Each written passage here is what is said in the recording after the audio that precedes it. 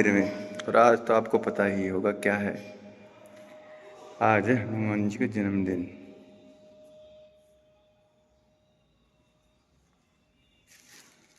और हम लाए हैं प्रसाद, और इसमें पंचमेवा।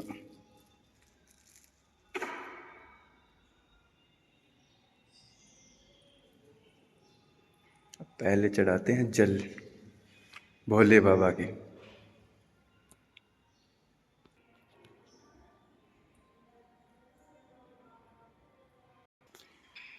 अब हम करेंगे पूजा।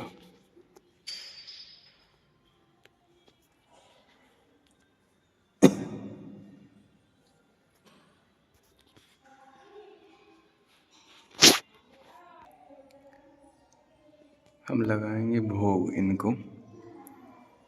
जय श्री राम।